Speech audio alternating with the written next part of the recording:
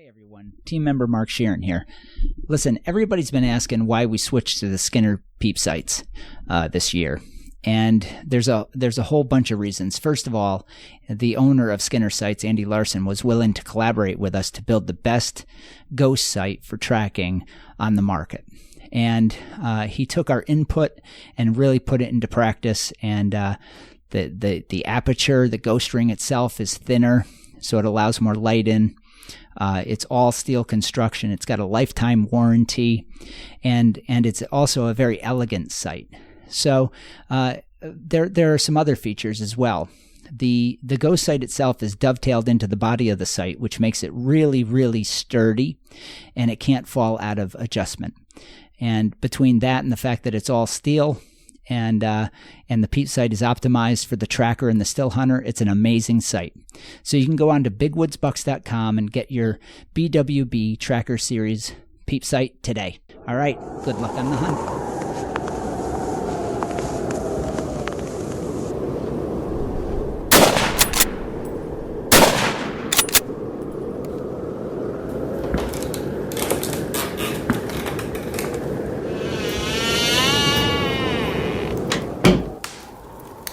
This is the Big Woods Bucks podcast. Come explore the big woods and timber in North America with your host, Maine master guide and deer tracking expert Hal Blood. Listen to Hal and co-hosts Lee Libby and Joe Cruzy as they unlock the secrets of big woods whitetails. Each episode will provide valuable insights into the tried and true system Hal has used for the last 40 years to scout, locate, and hunt mature big woods bucks. Listen and laugh as the crew discusses Hal's legendary adventures and learn how to apply a lifetime's worth of lessons from the big woods to your own hunting and outdoor adventures. Welcome to the Big Woods Bucks podcast. I'm your host, Hal Blood, and once again, we're down at Rick Labby's ranch down in Smithfield, Maine, North Smithfield. So Rick's here, and of course, Joe's here. He never likes to miss out on these things. Never miss out. And our special guest today is going to be Dave Trahan, who's the executive director of the Sportsman's Alliance of Maine. Welcome, Dave. Oh, well, thank you for having me on, Hal. Yeah, and we're going to be talking with Dave about, if you hadn't heard about it, the new, it was a law that was passed or a bill that got through about conserving the deer wintering areas by having money to buy up existing deer yards and go with that approach instead of trying to get private landowners to do it, which they've been trying to do it for a long time. So anyways, Dave, the floor is yours now, so tell us what's going on with that. Sure. Well, I like to start back 20 years ago. First of all, I should say I'm 58 years old. I've lived in Maine my entire life to this point, and I was around and hunted in the North Woods before the spruce budworm, when deer, especially big bucks, were plentiful throughout northern, eastern, and western Maine. So I lived through all of that change in the landscape, which drove the deer population down into the southern part of the state. And I have to be honest with you, Hal, it's one of the things that just eats at me. It breaks my heart to see how things have changed. With the health of the forest, with the health of the deer population disappearing, it also means about another 4 dozen species that depend on that habitat are also struggling. And so for almost 20 years now, I've been trying to move from cooperative agreements, which there are some that may be working, but there are others that aren't. We've seen the deterioration. So I've been battling to get a different approach, which is to have inland fisheries and wildlife be able to purchase and manage year-round deer wintering areas. And so after several attempts, I was finally successful working with some of my partners at Inland Fisheries and Wildlife and others. Jerry Levine, Bob Humphrey, who runs the Whitetail Deer Facebook page. He was also a biologist. Working with those folks in the work I had done previously, we finally got LD 404 passed, which was an act to protect deer habitat. And I don't know if that's the official title, but I'm darn close. But anyway, what that did was it enhanced an existing deer management account that I had created about a dozen years ago. And in addition to further strengthening that deer management account, I helped negotiate a $40 million direct appropriation into the Land for Maine's Future program. And from the Land for Maine's Future program, we also changed the statute to prioritize the purchase of deer wintering area in northern, eastern, and western Maine. So, surprising to everyone, we achieved both of those pieces of legislation, and I was able to put emergency preambles onto each of those. And by doing that took effect immediately upon its passage during the last legislative session. So here we are. We have a new statute and money to start buying deer yards, and I've been working with the administration, with Inland Fisheries and Wildlife, together to find deer wintering areas and landowners willing to sell them. And I'm excited to say that there's been some pretty darn good success with these negotiations. I can't speak to individual land purchases because they're not quite public yet, but there will be a pretty significant deer yard announced at the end of this month into northern Maine, which is where we need to buy them. So that'll be about 1,000 acres. So pretty excited to be able to say that. There's also a number of other purchases that are in the works. All of those are confidential at this point, but they're progressing pretty well. In addition to that, I'm now talking with the administration about the existing state lands and where we have deer yards already. There's about 630,000 acres that the Bureau of Parks and Lands manages. Of those, 35,800 acres have been identified as deer wintering areas. I'm working with the administration, with a policy advisor to the governor and the Nature Conservancy, and we'll be having meetings soon to figure out a better policy for some of those deer wintering areas we already own. So it's some pretty exciting stuff happening, and I'm pretty proud to say that we finally got over that huge hurdle that we could never really get over to save deer yards. Yeah, I think it's going to be a huge thing, really. I mean, they've tried everything else, and meanwhile, more of them been being cut and everything else. And I've seen, because I'm in the Jackman area, so I've seen it all happen up in that country. So I think we need to talk about getting some of that land, maybe.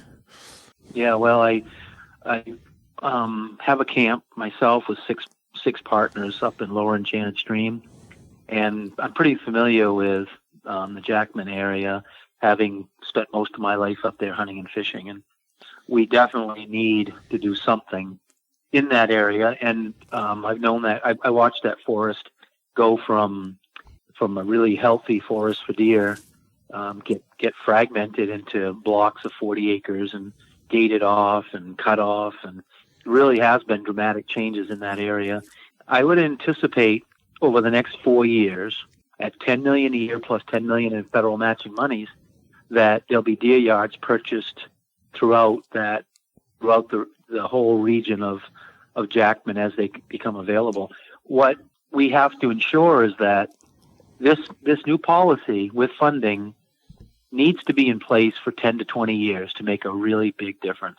In other words, we have to maintain this funding stream, at the same time defend the policy from those who want to defeat it and maybe get money for their pet projects. So that's going to be the battle, I think, going forward. We've got everything going the way we need it. We just need to protect it now. Yep. Now, is this going to be, I know you got funding coming, from the state and federal, but is this something that people could donate to too, or not? Yes. Matter of fact, yes, absolutely.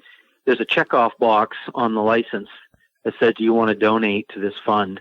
I put that in there on purpose, knowing that if we could ever achieve this policy, that companies might have an interest in the positive public relations they could generate from helping the locals restore their deer herd.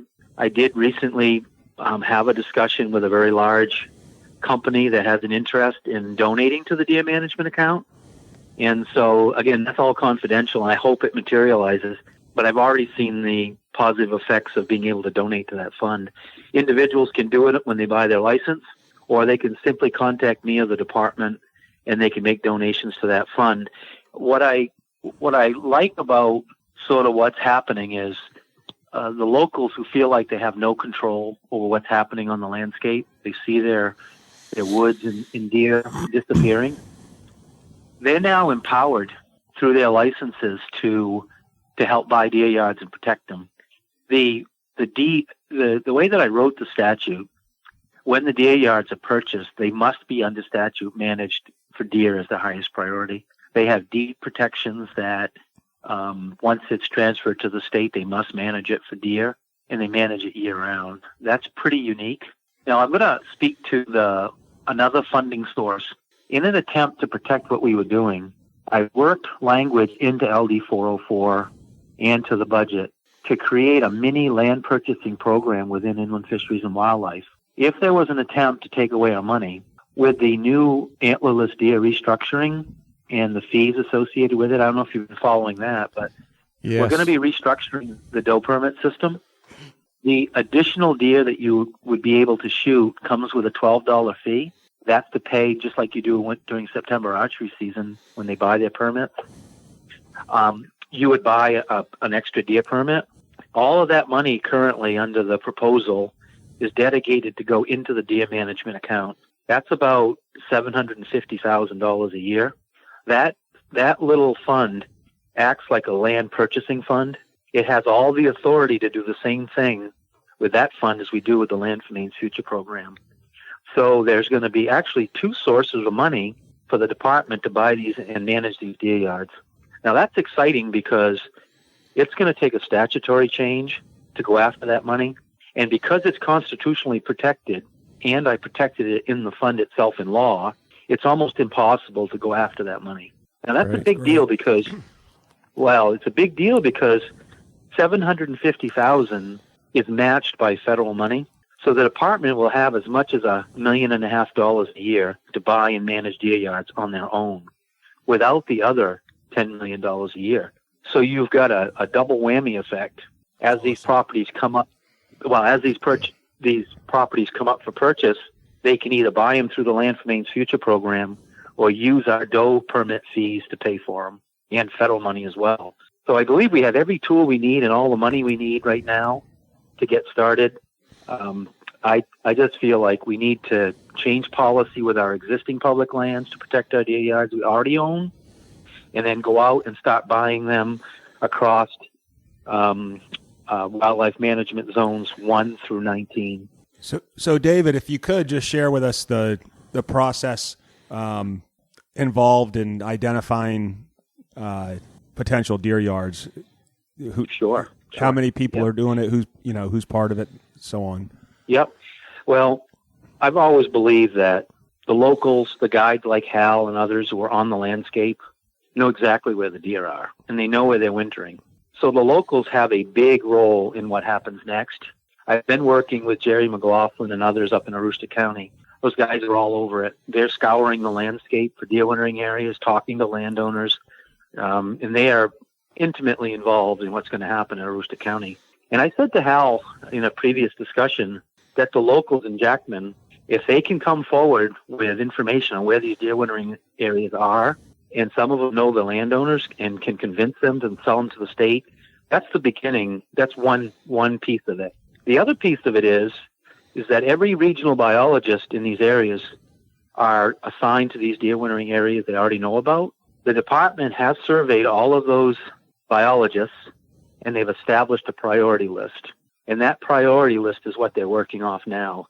So the combination of locals working with local landowners and the regional biologists, they've identified where they want to purchase the deer yards.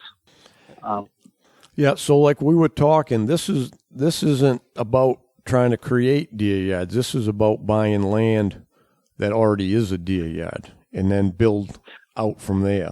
Correct. And what I think is sort of the fly in the ointment right now is because so many people in towns and groups have given up on the state saving the deer herd, that they've moved to feeding deer in the wintertime to save what's left of the deer herd. And I don't blame people for doing that. I think it was an act of desperation. It's a testament to the sadness of how we've managed these areas. So, first of all, we're going to have to create groups locally that buy into the idea of regional deer wintering area management, meaning If you've got a 1,000-acre deer yard, in some cases those deer yards can be 6,000 acres, and you buy that deer yard, that's not the end of the story. You have travel corridors, you have forest management activity going on all around them, you have landowners who want to help. You're going to need, well, the state's going to need to build coalitions locally that take ownership of these deer wintering areas and enhance them. From predator control, bear hunting, more aggressive bear hunting to manage the bear predation, feeding, changing the feeding patterns to get them back into the yards, habitat enhancement, you name it. So I've discussed all of that with Inland Fisheries and Wildlife, and they're in the process of establishing just such a coalition up in Aroostook County right now in the Jackman region. And I would encourage you to have me invited to a chamber meeting with other groups. I'll come up and explain how it works and how the locals can build a coalition that then empowers them to be part of bringing deer back in their region. Yeah, that sounds like a great idea. How many? Yeah, well, go ahead. I was just going to ask, how many deer yards are there that are traditional deer yards where they get by on their own and they're not helped along? Are there any more of those left? Oh, yes, there are. Like I told you, Department of Conservation has 40,000 acres in the region we want to buy them. The problem is some of those, because of feeding patterns, they've pulled the deer out of those yards. Those yards are historical deer wintering areas. There's thousands of them around the state. And part of the problem is that they're not getting surveyed and mapped like they should be. There's some out there that are on public lands that are being cut right now that are deer wintering areas. And the problem is they've never been mapped. They haven't been surveyed appropriately. Right. I'm working on that right now, fixing that. That's where somebody like Hal and other guides in the area could be helpful. They know where these deer yards are. And if they're not on a map, then I need to know about it. And so does the state, so that we can map it and then make it part of our regional plan to restore deer. Yeah, what I've seen, Dave, is up in our area, what is on a map, what they consider deer yards that are designated, there's no deer there. They didn't get pulled to town either. Those deer haven't been there for 20 years or more. And well, that's what happens when you don't have a commitment and a priority to bring deer back or maintain their population. We knew that coyotes and bears were predating on fawns. We knew that habitat was disappearing, yet nobody really did anything to stop it. We depended on cooperative agreements with landowners, and it didn't work. We need to change the pattern by which we manage our predators. As you know, you go to Anacostia Island, and there's a massive deer population, and I believe it succeeds there because with poor habitat, because there's no predation other than humans. Right. Yeah. So I aggressively managing year-round predation by coyotes and bears, aggressive investment in habitat, and eventually feeding is going to have to be a component of what we do in deer wintering areas. Yeah, what I can see is we've been hunting the coyotes up our way for a long time. Rick actually was probably the first one to do it, wasn't you, Rick? Yeah. 10 years ago I was. or more? Well, more than that. Probably 16 now. Yeah. Yeah. And we have found that you can almost eliminate the coyotes if you keep after them year after year. And it's got to the point where there's really almost no impact on the deer now. And last winter we saw where there wasn't a lot of snow last winter anyway, and I don't think even half the deer come to the deer yards, but they all made it because there was hardly any coyotes to bother them. Used to be if 10 deer or 15, 20 deer stayed in a spot, like in one of them corridors or something, and the coyotes find them, they'd get every one of them before the winter was over.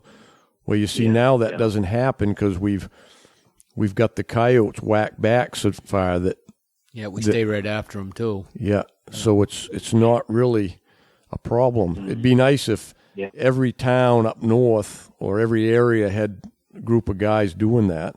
And I think that's going to tie in with, they have a program. I know biologist Nathan there, they have program to pay for predator control, but I feel it's kind of going the wrong way. They're paying more individuals to set out over a bait and shoot a few coyotes instead of giving the money to the guys that are making the biggest impact, the guys with the hounds, Yeah, we killed 7 a couple of days last year, 7 a day. Yeah. Yeah. Wow. Well, let me tell you, the folks that are listening to this podcast, let me stress the seriousness of what I'm about to say. I cannot stress to you how important it is that you listen to what I say, because I work on the inside and I know what's happening. There are groups meeting right now with anti-hunting, pro-coyote individuals on those committees that are going to be proposing changes to coyote management. And I can tell you right now, when Sportsman's Alliance of Maine is not giving an inch, we don't think there's any problem with the way that we're managing coyotes. But there's going to be attempts to do things like protect the coyote during the pup rearing cycle. So basically, for a good chunk of the year, you won't be able to hunt coyotes at all. They want to end hounding of coyotes. Some of the other proposals are to end night hunting of coyotes. There's a whole string of proposals that these folks have wormed their way into the process to try to bring forward. And I can tell you right now, our organization is taking a strong stance against any changes to the coyote management program we have. And yeah. Now, I think about this, and I know those people have always been around, and I've read some of those columns by, I can't remember the guy's name. That's one of the, I don't know. John Glowa. Yeah. John Glowa is one of them. He doesn't know anything about anything as far as wildlife. I read an article once by him that we're favoring a non-native species, the whitetail deer, over a native one, the coyote. He's got it backwards. The coyote's an invasive species. Totally backwards. Yeah. The coyote shouldn't be managed. They shouldn't be managed anyways. We should say they need to be eradicated because they're an invasive species. That should be the angle on it anyways. Right. They don't look at it that way. These people, it's not about the coyote. It's not about the wolf. They don't believe humans should be killing any wildlife, period. Right. So their idea of management is to take the human out of the equation, bring in a big predator like a bear, a wolf, or a coyote, and let them manage the population. And they call that basically sanitizing the human race from the killing mentality. So that's where these people are coming from. It doesn't matter if it's the wolf, doesn't matter if it's the coyote or the bear. They just don't want humans killing animals. They don't fool me. They don't fool me one bit. I know exactly what they're up to. Right. And we need to be on top of them because, unlike people that live in Jackman, it's very difficult to be in Augusta at these hearings to see what's going on. These individuals, it's like a cult. It's like a religion to them. And they'll do anything. They'll in their retirement, they'll commit their whole life to doing these things while the rest of us are just trying to live our lives. Right. And that to me, it illustrates to me why it's so important to be part of a group like ours or whatever your group is. Sam, I'm at the State House every day monitoring every bill that goes through there. And whether it's the guides or the bow hunters or whatever, it's crucial that you stay connected to that process because these people don't give up. Yeah, they are relentless. What's that? You got to stay right with it every day. Yeah. Oh, you do, and you can give up because if somebody like myself who does this, I've been doing it a long time, decides that I've had enough and I retire, somebody has to fill their spot immediately because you can't give them a year. You can't give them any time because, like I said, it's like a religion, and they won't give up. And John Glowa, there's Claire Perry, there's just a number of them. Vistine says she's a biologist. They're just constantly like water on rock. They're just pounding away constantly. And they make headway with bureaucrats and elected people that don't know better. Right. I hate to say it, but these folks, they listen to them and they can be swayed without really knowing what's going on in the landscape. And that's the biggest fear I have, is that they're continuing to make headway. Yeah. Didn't IF&W go back to making policy changes within the department does it, and it's not? I thought we went back to where the IF&W had control of most of that, to where it couldn't just be voted on at the whim of anyone that wants to bring a bill up. Well, I've submitted a series of bills to make it more difficult to do wildlife management through the ballot box. I did that after the bear referendum. I submitted a whole series of bills that brought more accountability the way that they brought referendums. So I feel like we've achieved that. I just helped get the right to food, which is the right to hunt and fish, passed and put into the Constitution. So now we have the ability to sue any of these animal rights groups that can try to take away a hunting opportunity, like let's say moose hunting or bear hunting. So we have now that tool in our toolbox. We have done all those things, and we've also changed the mission of the department that they're to manage using hunters and trappers and fishermen as a first priority, not a last priority. So we put those safeguards in place, but let me stress to you just how much you can achieve through rulemaking and through these committees. If you can put a stakeholders group together and you can stack it, and you get your people who are like-minded on there, and they make recommendations to the legislature or through rulemaking, they can make major change in policy that the rest of us have no input on. And that's really the fear for me. But anyway, I think we've got a good handle on that right now. But I do want to get back to the call. The purchase of deer wintering areas. Your listeners, what has happened is I have shifted through 20 years the power that was with other people, control over the land. And I'm not saying taking private property rights, but many landowners have said, if you ask me to protect a deer yard, you've asked me to give up an important financial resource. And I listen to them. In other words, don't regulate me so I can't make money off my land. So what I did was I created a process by which landowners can, if they want to, sell or put an easement on their deer yard instead of feeling like they're being regulated by the government into not being able to cut it. So now I've actually rewarded them for protecting a deer yard. Now that's important. That has empowered sportsmen to put their money together through their license fees, through their antlerless deer permit fees, to take control over their future and buy these deer wintering areas, and through their collective voting power, make sure that it stays in place. So right now we have the upper hand as sportsmen to fix the whole deer yard issue. Now, I'm not saying it'll happen in 2 years, but Hal and those that are listening, our job, I believe, as conservationists, are to leave it better than we found it. And in this case, we're going to pass on the opportunity for the next generation to have what we had when we were kids. And that's important. If you're a conservationist, that should be at your very core of your values. Yeah, for sure. I think about, my grandson that's 12, that you think down the road, where's it going to be when he gets older, Yeah. Well, there's one positive, Hal, that having been a logger of myself for almost 40 years, I've been cutting wood on various lots, selective cutting for 4 decades. And I know some of the trees that I've driven by on my skidder that I've left behind to let it grow, that have gone from 10 or 12 inches to 20 to 24 inches. So the point I'm making is, if managed properly, the forest will grow back.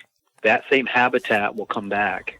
You just have to look at it long term and be willing to put up some investment up front and commit to good conservation policy to get it there. Yep, for sure. Hey, Hal here. I want to talk a little bit about our partnership with OnX Hunt. I've been using it for a while now, and if anybody knows me, they know I'm not a very techie person, but the OnX app is it's a real time saver. I remember the days when we poured over topo maps everywhere we was going to go and stuff, and I don't do that quite as much anymore. Where it's really helped me is scouting, whether it's deer scouting, or moose, or even turkey hunting in the spring, which I do. It really helps out. I don't have to spend as much time running around the truck burning up the gas. I'm just basically using my OnX. Got it on my phone. Don't even carry a GPS anymore. So I just download the areas where I'm going to be hunting, whether it's up north moose hunting, and I use it mostly on the satellite imagery. I like to see the cuts and the clearings and the turkey hunting, the hidden fields and stuff. But everybody's using it now, from the game wardens to land surveyors, and just a great tool. And with our partnership with Onyx, if you use a code BWB, you're going to receive 20% off on your first premium or elite memberships. And you just go to onxmaps.com/hunt. You'll be glad you did. Good luck on the trail. So, changing gears a little bit, you've mentioned the new antlerless deer program. Could you talk about that a little bit? What that is? Sure. I believe. Well, first of all, we opposed every bill that changed the antlerless, the current system. We started doing that about a year ago, and we kept saying to the committee that this doe permit system is just a botched up mess. I mean, when you start giving out 4 permits to one person, hoping that they might shoot a doe, then your program is faltering. It's failing. So we kept saying we need to revisit this entire antlerless permit system. Jerry Levine, working with Bob Humphrey and Nate Webb at the department, got together and made a series of recommendations, changes to that program. And they would look like this. If adopted by the legislature, every person who wants to shoot a buck still shoots a buck, no additional fees, nothing. So you'd have the ability to shoot your buck. Under the new system, you would be, if you applied and you were awarded an antlerless permit, you could shoot a second deer. That fee for that second deer will be $12, just like it is for the September archery hunt. When you're in the September archery hunt and you shoot a doe, you can then go buy another tag for another doe. And you can keep doing that. And eventually you can shoot a buck. So it'd be applying the same policy to the general hunting license. So you still be able to shoot your buck, no extra charge. But if you want to shoot a second deer in the zones that the department deems appropriate, you could shoot that second deer for $12. All leftover permits not applied for, you could buy over the counter for another $12. So every time you wanted to buy a permit, you shoot a deer, you go in and buy another one, it'll cost you an additional $12 until all the permits are gone. That's cheap enough, huh? Yeah. I would think so. Yeah. And all that money goes into the deer management account to buy and manage deer yards and habitat and to maintain the deer herd. Is it set up? Including predator control. Go ahead, what? Is it set up like the expanded where you have to fill a certain amount of doe tags first before you can shoot a buck, or you can just buy the tag ahead of time so you can shoot your doe first and then buck hunt? Yeah, that's exactly what you just described it perfectly. So let's say I'm out deer hunting and I have a doe permit for the Augusta area, and I don't see a buck for a while, but I do see a doe. If I have a permit, I can shoot the doe, but for the rest of the season, I can only hunt for bucks, but I can still shoot a second deer. Yeah, I think it's a good change. A significant. It is a significant improvement to the system, in my opinion. Yeah, I think we talked about this. I don't know, a number of episodes ago about the any deer system, and there definitely was a change needed, and I think this is what it needed. I mean, this is a nice change. Yeah. There is another change that they don't want people swapping permits because it creates instability in where the deer are being killed. So what I think they're going to change, the committee will change, is that they're only going to allow you to put in for 2 zones. So you, instead of applying for 6 different zones, you would then have to prioritize where you wanted to hunt and shoot a doe. So in my case, I live in Waldoboro, but I hunt in Augusta. I would apply for the 26, I believe 24 and zone 20, 25 or 6. Anyway, instead of being able to put in for 6, because a lot of hunters were saying, well, geez, I'll put in for all these zones, and if I happen to get one, then yeah, it'd be great to have a doe permit, but then they never hunt there.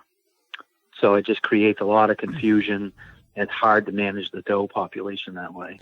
So that's a bill that's in for next session? It's in right now, and when the committee votes on it, if they agree to it, I'm going to ask them to put an emergency clause on it, which makes it go into effect as soon as it passes. Nice. So it could be in effect for next year. Yeah. Excellent. Yeah. And then so people could really, if there was those extra ones, they could be out in the woods, and if they had cell phone service or internet service, they could go buy a tag, another doe tag right online from the woods. That's right. Yep. That's they really could do it from wherever. Yeah. I think they're going to set it up though so that to stop people from shooting a doe and then buying a permit after they shoot it. So you'll have to buy it like 2 days in advance or something. Oh yeah. Yeah. Which is fine by me. I think that'd be a good idea. So for $12, I mean, a lot of guys are just going to automatically just buy it, and I think the department is going to raise a lot of money that way. Yeah, the estimated revenue the revenue generated by this change is $750,000 a year. And for those that understand how government works, all the dollars that the department has can be matched by federal money, at least 1-to-1, sometimes more than that. So $750,000 used to buy habitat or protect a deer yard or whatever can be matched. So $750,000 becomes $1.5 million to $2 million when you combine it with federal money. That's a lot of money to bring the deer herd back. Oh yeah, it is. And year after year. And so if we have a good program set up, we can be buying these deer yards and enhancing them. Then I think we have a chance with this one. So I heard you say something, and I think I had remembered it talking to you before, but this is to buy land if the landowner wants to sell the land, but it's also you can, if you had land and you could buy an easement from that, would that be to manage the land? Correct. If like in my case, our family owns 250 acres. If we decided we wanted that to be managed for deer and we had a deer yard on it, I could go to the department and say, you know what, I'm in your priority area. We have a deer wintering area. What do you think of putting an easement so we can't develop it or cut it in a way that would destroy the deer yard? And that could be arranged with the department. So instead of buying land outright, we could put an easement on it and still keep it in the family and hunt on it and recreate and do some wood cutting, but do it in a way that helps the deer. Yeah, and then then it has to be managed by the state foresters or something, a state biologist. The biologist. What would happen is they would immediately put a wildlife management plan on the property. That wildlife management plan would prioritize deer habitat. But when you do that, this is an important piece too. If you believe in conservation and you care about all animals, there are a number of species, around 4 dozen, that benefit from the same habitat as deer do, the older growth forest. So when you manage for deer, you're managing for almost all of the other significant wildlife that benefits from an older forest. That includes the great horned owl, dozens of bird species, reptiles, amphibians, you name it, bobcat, lynx, all of that benefit from that quality habitat. Yep. So we're not only investing in deer, we're investing in a healthy forest. Right. What are the you said deer yard enhancements? What sort of things are planned, or what do you do in deer yards for enhancements? Yeah. Predator control is number 1. Number 2 would be on the edges of these deer wintering areas, cutting wood periodically creates forage for the deer. Some of the lands that I've seen that are in the process of being maybe purchased or in negotiations have fields which could be turned into food plots that would benefit all wildlife. You have, because the statute calls for year-round management, you could have local groups planting apple trees, oaks, whatever we believe could enhance that habitat. The department, working with the department biologists, they could improve that habitat. If let's say during the wintertime there was a really bad snow and the deer were really trapped in the deer yards, they could feed them in the deer yards. I suspect that what they'll do in the first few years after they've purchased a deer yard is the actual biologist will feed the deer in the area they want the deer to return. So by doing that, you get them back away from the roads where they don't get hit. You get them back into their natural habitat, which is good for them, and you supplement their diet and you manage the predators that are there. So you've given the deer the best chance they could possibly have to survive the winter. Feeding is always controversial, and as you know, it's ironic. The department's always been against feeding deer, but it may be a key tool in restoring deer to their traditional wintering areas. They're finally getting it. Right. Yeah. Yes. Something we've known for 20 years or more up north. Yeah. Yeah. The other thing that I like about this too is that because the biologists, these plans, if they're adopted by the local folks and a coalition is built, you can act as your own police. You know what's happening on the ground. If there's something going on that is impacting that deer wintering area, you can alert people. You can let the department know that something's happening. If let's say I'm logging on a property next to a deer wintering area, and I find the remains of 6 or 8 deer killed by coyotes, I can get on the phone and call the department and say, "Hey, you got a predation problem up here in township, whatever," and you can get them there on site to get ahead of it before it gets out of control. Hal, do you remember the great deer kill on the ice back? It must have been 20 years ago. I believe it was the St. John or the St. Croix River. Yep. Where the deer were pushed. It was not a lot of snow, and the coyotes figured out they could push the deer down onto the river, and they were killing them by the dozens, drowning them, and they were going down the river and just being wasted. Do you remember that? Yeah, and they did it in the Forks too, down on the Kennebec. It happened. Yeah. Well, if we can get our eyes on places where that's happening early on, you can get in there with a hounder and you can kick the living snot out of the coyote population in a deer yard. Oh, yeah. It's stuff like that. I mean, as sportsmen, we're going to have to take control of this ourselves. We know it needs to be done. And collectively, like a union, when we put our financial resources together and our collective voting power, we can have influence in Augusta. Yeah, for sure. We just haven't done it. And out of an act of desperation, I think, comes opportunity. And we're just seeing the sadness of watching these deer yards and habitat disappear. And now people are waking up saying, we got to stop this. And this is how the political process works. Yep, for sure. It's called an intervention. And that's what we're doing here. Yeah. Sounds like a good plan. I'm glad you're taking up the fight, David. I know a lot of guys are, that there's someone that's pushing, because it is easy. Everyone gets caught up in their day-to-day life, and we all know about the issues and the problems, and we see it. But to actually go down and do something about it is a different story. I appreciate that. Yeah, I'm going to put a plug in to join Sam. We have a wonderful crew down here. We got a great board now.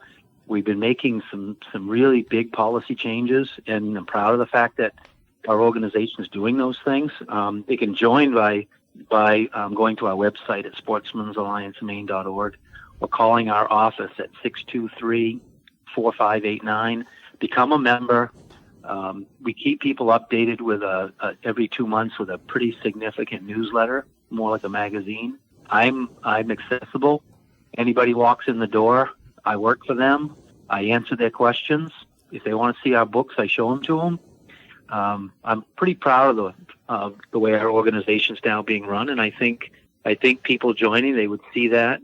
We have a wonderful education center, a 102-acre education center with kids' fishing ponds and a shooting range, miles of trails. We're doing good things down here, and I hope people will give us another look. Yeah, and you don't have to be a resident either, right? Non-residents can join. No. We know people come to Maine and hunt. They love the state of Maine just like the residents do. We have quite a few non-resident members. Yeah, I know there's a lot of deer hunters that have been deer hunting for as long as I have, or maybe longer up north, that they've seen the changes, and maybe they'd like to join the fight and help out for the future too. So any of yous out there, join up. I think I became a life member. I think a family life member right around 1980, I think, or something. Yeah, I'm a life member. Yeah. I think everybody needs to realize, the more numbers, the stronger we are. And we all just got to band together. That's right. I'll tell you the other thing that can happen if people who care about these things don't become members. What happens is others who have other priorities, who maybe don't really care about restoring deer in northern, eastern, and western Maine, They join up. Every year we do an extensive survey of our membership to find out how they're feeling, and then we base our positions on those feelings. The more people that join that have a passion for restoring deer, the more it strengthens my hand when I go to the legislature. When I can say I have 10,000 members strong who support this policy and support what we're trying to do, that makes a difference with legislators and the governor. And yeah. I'll tell you a quick story. David Chipman, do you remember President Biden nominated him to run ATF? Yes, I remember alcohol, that. Tobacco, firearms, and explosives. Yeah, not too long ago. Two senators, Collins and King, were crucial to that nomination getting through. In discussions with both of those offices, I convinced them, along with some groups that represent the firearm community, but we led it. Sam led the discussions. Convinced them that was a bad thing for the country. And because of that, it secured the key vote, Senator King, to stop that ATF nominee from going forward. The way we achieved that is because of the political strength that we have in Augusta and the fact that we're respected by folks all the way to Washington, D.C. Yep. You lose your membership, you lose your credibility, you lose your impact on the process. Right. That's why it's crucial to have memberships. Yep, for sure. Yeah, I think it's important for everyone listening. This is something that everyone can join and be a part of and actually contribute to something that that's important to you. I know a lot of times apathy happens because people don't think that their membership or their one little, right, and it's their one little membership fee is going to make a difference. But if we all get on this and everyone supports Sam, and I know there's David, you guys are because of the way things are politically, a lot of people disagree with certain moves because you can never appease everyone. But absolutely. But absolutely. If you look at the overall, what you guys are doing, and especially this in particular, it makes it easy to want to join and be a part and contribute. Yeah. The other thing too for your listeners, I'm proud of, and I can tell you that I've thought through every decision over the last 11 years. Almost 11 years I've been at SAM. Every one of those decisions, every gun bill, every policy that I've been part of, is imprinted in my brain. I have no problem coming to Jackman and sitting with those critics or somebody who may not quite trust what is happening or what happened. I don't mind sitting right there and answering questions all night long because I know that whenever I made a decision and the board backed me up on it, it was for the right reasons. Right. And without knowing all the facts in a situation, and I can give you an example of that or two, whatever you want, but I have no problem coming to Jackman, explaining what we're doing with deer, and then any question anybody has, I'm willing to answer. I'm David Trahan. I'm not a previous executive director. My leadership is much different than previous executive directors, and so is the board of directors. It's a completely new board of directors. I have a great staff of 5 people that work here, most part-time, but we're a completely different organization than some of the critics that are out there that may not like some of the things Sam did in the past. So I have no problem sitting there and talking with people, respecting each other, and just explaining anything anybody wants to talk about. I think that's a great idea, and maybe it'd be an opportunity, if we did something at the Lodge, which is right between Jackman and the Forks and involve both towns, because I know in the Forks, even more so than Jackman, it's a hot topic because, Gordon put so much effort into feeding them, and he has for years, and takes a lot of pride in keeping those deer alive. And we know the problems that go along with it where everyone else feeds. They cross the roads on bad winters, get killed by cars. Yep. That's right. So, that's right. It's we've talked about internally, kind of just what you said, where that piece I believe that the state bought as part of the Cold Stream purchase. It's like 2,000 acres out, back behind the Forks off the road. And there was always discussion about, well, how do you change the deer yard? You got to start feeding them over there and lure them back over. Move them over. But, then you involve the town population that likes it like it is right now. So I think, it's one of those things that can be worked out and changed for the better. Yeah, I agree. I think when people lose faith in their government or bureaucracies, including organizations, they tend to only believe what they see with their eyes, and it's hard to trust anyone. True. I've been in politics for over 20 years, and I've never had anybody say they don't trust me. They may not agree with me, but they have never said I don't trust you, because I keep my word. And when I go to speak to a group, I'm going to tell you like it is, whether I like it or not, and whether you like it or not. I'm going to tell you like it is. And a lot of times people, they don't see what's happening behind the scenes, and I pay attention. So when I talk to them, I don't attack them. I just say, these are the facts. This is how I see it. This is what happened. And when you explain it to them, they go, oh, I had no idea. And so through that dialogue, you end up earning your trust back. That's why I have no problem visiting a community and meeting with people and talking with them. I'm not going to fling any bullshit. I'm just going to tell you what's going on, and then try to include you in working on a solution. You want to be empowered to help? I'll make that happen. Well, that's the big difference. End up fixing problems. In this situation, the one thing is we all agree on, we all like the deer and we all want the deer to do better. It's not a situation where there's an argument about what the end goal is. Right. No. Everyone agrees we want to help the deer. Right. You know what I find can be a real problem, though, is you always have one or two in the audience who say, back in 1994, I remember when Sam did this, and you guys suck. Yeah. and that is unproductive. It's not helpful. I remember I went over to Norway Paris Fish and Game because we were doing an endorsement process, and one of the candidates we did not endorse. We gave them an A+ and said they were wonderful, but this Fish and Game Club was all pissed off because we didn't endorse him. And I said, when I went there, I said, well, invite me to the meeting and I'll come down and explain. So I went down and I said, the rules of our endorsement process is we cannot endorse non-incumbent candidates because we've had non-incumbent candidates not in office with no track record lie to us. And then the next year after we helped them get elected, they stick us in the back. And everybody, just like the everything went silent right then. They go, oh. So that rule is in place to protect the sportsman from lying politicians. Yeah. And when I explained it to them, they go, oh, yeah. I said, the candidate that you support, we gave an A+ and said he was wonderful. And we have no problem with supporting him, but we can't endorse him. But when I explained it to them, they go, you're right. You're protecting us.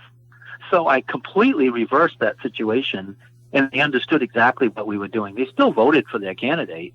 They just they felt frustrated and angry and didn't know who to take it out on. And I guess I was a good target. So that's my point. I can go into a room, and when you hear both sides, you go, that was pretty thoughtful the way you worked that through. Yeah, it takes a while to trust somebody. To build trust. Yeah. It does. It does. It does. So one more story like that real quick. I went to Aroostook County twice, and we did deer forums up there, and those folks were begging for deer yard protection. Begging. They were watching these huge tracts of land getting cut off, and we know the companies that were doing it. And I went up twice and said, I'm working on this. I'm trying to get protections for you. Excuse me. And they were like, well, we just don't trust anybody anymore. So they didn't offer to help other than criticism. So I came back this year and said, you know what? We finally got it through. And when I explained it all to them, all of a sudden they all went, yeah, you said you were going to do this. I wish we had helped more. They did at the very end because they saw the opportunity. But my point is that because of that lack of trust, because of what they had seen on the landscape and their loss of trust in their politicians, they just were cynical. But when you have somebody, and I explained this at one of the forums, when you have somebody for 20 years fighting your battle, you don't hit him in the back of the head with a brick. Yeah. And so, you know what? Sometimes in the political world, you can't win instantly. You just got to keep pounding away, just like the antis do. And eventually something good can happen. And that's what happened here with this deer issue. We finally broke the ice, and we've got we've got momentum. We just can't lose the momentum. Yeah. Well, our listeners know us enough to know that you wouldn't be on here if we didn't have the faith in this program and you. So, and the Sportsman's Alliance. And what's a membership now to Sportsman's Alliance of Maine? It's $25 a year. It's $20 for a senior. We have all kinds of benefits for members, including discounts at Cabela's up to 25%. So a membership doesn't, if you buy anything at Cabela's, it actually pays to be a member. So we've made it affordable, but also you can get your money back if you buy anything at Cabela's. You can do it all online. So it's $25 a year. It's cheap enough.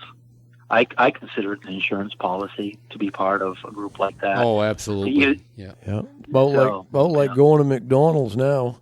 Right. Yeah. Exactly. I just put 2 skidder tires on one of my skidders, brand new ones. It was $3,500. Yeah. You ain't telling me nothing. It's horrible. But anyway, what I would say to folks is that, like I said, this is the third time I'm going to say it. I'm willing to come to you.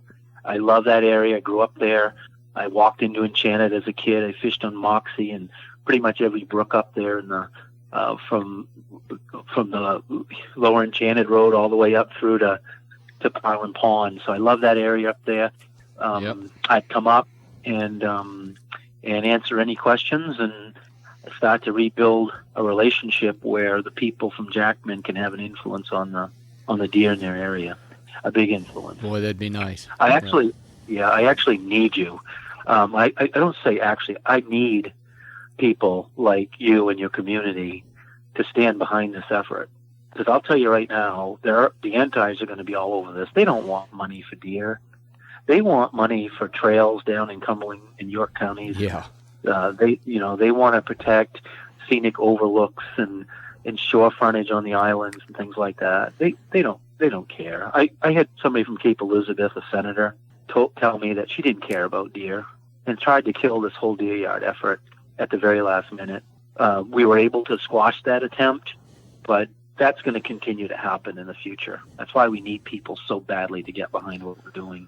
Yeah, well, between me and Joe and Rick here, we'll see what we can do to get something going heavier up there pretty quickly. All right, sounds good to me. Well, we appreciate your time, David. Yeah, great listening to you, Dave. Been enlightening, and we'll keep in touch. All right, sounds good. Thank you. Thank you, Dave. Okay, guys. Yeah, thanks. Yep. See ya. Bye. Yep, bye-bye. All right. Well, you heard it. Good things are going in the deer woods here in Maine, starting right off. It is. I know there's been so many different issues over the years where Sam as a political force takes one side or the other, and whether you agree with it or not, they take a stance. You know, they have to.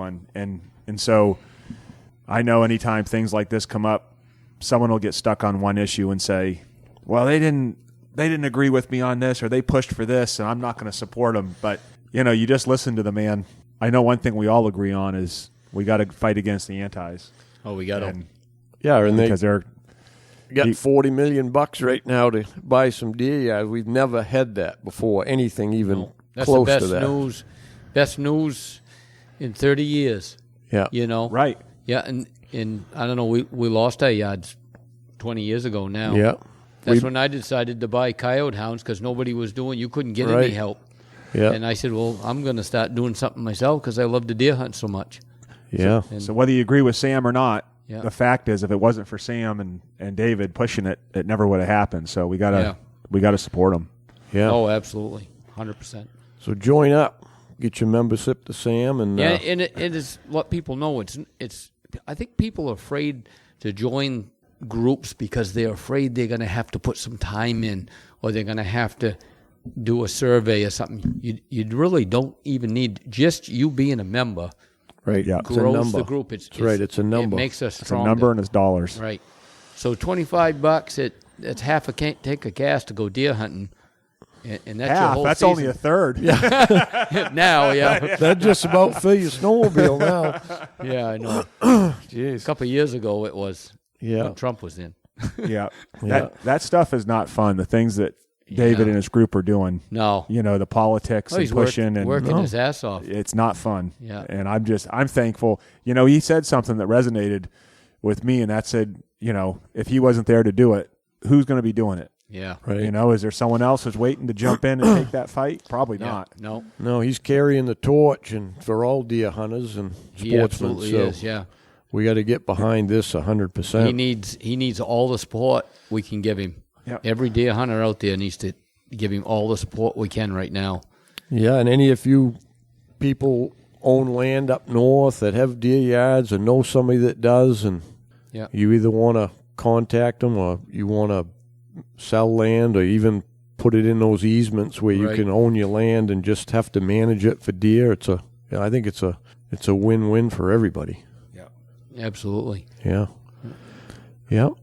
So, there was one thing we got to talk about before we wrap up. Got an email. I think I've had a couple emails.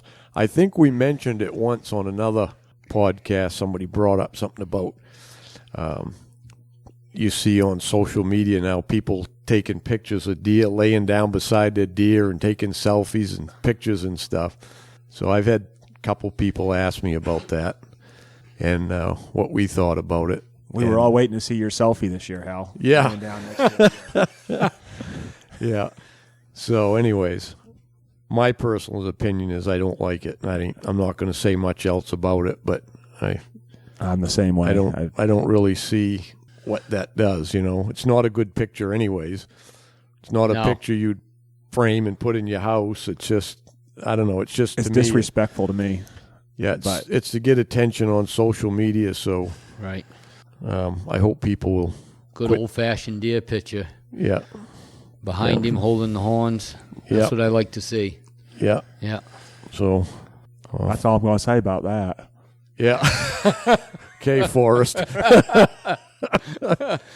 Yeah. So maybe if you've done it and you're listening, maybe you don't do it, or we're not trying to control anybody. But everyone can do what they do. I just personally, I look at it and I'm like, it's just people I've talked to. I think that's pretty much a consensus, anyways. So plus, I think it's in a way, it may be giving the antis a little ammunition too. That's they might look at it as disrespectful. Not that we care really what they think, but yeah, we just don't want to give them any ammunition at all, like Hal said. Yeah, if you want to take the pictures, it's fine, but keep them off of social media and stuff. Yeah. All right. Well, that was a good topic, good conversation. Yep. And good news. Excellent. Yep. I can hobble my way back home now. For anybody that didn't know, probably you don't know, I had my left foot operated on a week ago today. I had a bone spur that's been growing kind of on the top of my foot behind my big toe, and every year it's got worse. I've been to the foot doctor 3 times, and he'd look at it and say, yeah, it's really not all that bad. And finally he said, yeah, we better take care of it. But the bone spur, it looked like a rhino horn growing up through my tendon and my nerve on top of my foot, and it not very comfortable in the woods, especially dragging it over a log or something in the woods. So I bet. I went under the knife last Friday, and I think he did a heck of a good job. He did my right foot like 10, 11 years ago, and that's fine. So I had a pain for about one day that night, and the next day some throbbing pain, and it's not too bad now. I can walk without the crutches and kind of hobble a little bit, but there's snow coming. I'm thinking by when we get this new snow on Monday, I'll be ready to get, at least I can get on the snow machine anyways, and I might not snowshoe off in the woods after one. I'll let you young fellas do it. You'll be on your sled anyway. Yeah, I can find tracks and shoot one probably, but yeah. All right. Well, almost lunchtime. Time to get out of here. Until next week, good luck on the trail. Hi, everyone. This is Big Woods Bucks team member Mark Sheeran. A lot of you know that I've been working with addicts and alcoholics now for the last 32 years. And one of the things that we just developed, which is very exciting, is the Freedom Model online program. And this program makes it so that you can learn the entire Freedom Model curriculum, all 470 pages of it, through pre-recorded video tutorials that myself and Michelle Dunbar, the other co-author of the Freedom Model, built for you. So you'll be able to learn the entire curriculum, how to get over an addiction without AA meetings, without rehab, without endless therapies, without recovery, and you can move on from this problem for good. If you want more information about this, go to online.thefreedommodel.org. That's online.thefreedommodel.org, or call 888-424-2626. And if you want that program for 50% off, use code BWB22. That's BWB22. So go to that address, hit the Enroll Now button, use that coupon code, and you'll have a program for the rest of your life. You can use it anytime you want. You'll get all updates. It's a one-time fee, and it's very affordable. And you'll get it for 50% off. BWB22. All right, everybody. Take care. Hey guys, Joe here. Wanted to take a few minutes to talk about Lake Parlin Lodge. We're a 4-season lodge located just south of Jackman. We've got cabins, lodge rooms, mini lodge. We're a big snowmobile destination in the winter, full restaurant, bar, all the amenities that you need for your trip. Open obviously through the summer, right on the lake. Kayaks, canoes, all included with the cabin. We also do a lot of weddings, so if you're looking for a destination wedding, we can do a wedding up to 200 people. And of course, we've got our hunting season, moose season, deer season. So check us out. We're at lakeparlinlodge.com. Hey, thanks for tuning in. Till next time, good luck on the trail.